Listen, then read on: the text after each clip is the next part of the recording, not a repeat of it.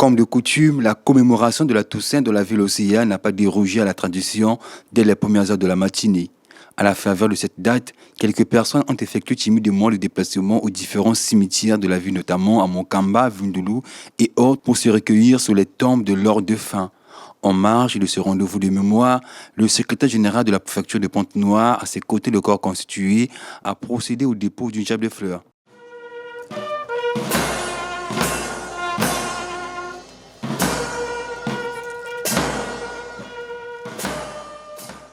Je viens de dire qu'on ne doit pas toujours attendre le 1er novembre pour penser à nos morts. Nos morts, nous devons les penser tous les jours.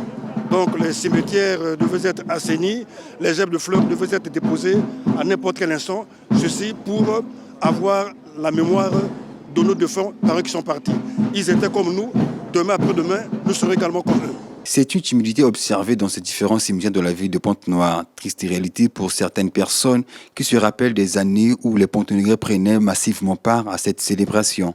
Bon, cette journée du 1er novembre, en fait, si j'essaie de comparer avec les années passées, vous savez qu'avec la prolifération des églises de réveil, avec je ne sais quel verset qui leur dit que laissez les morts enterrer leurs morts, certains de nos parents ont oublié ce jour.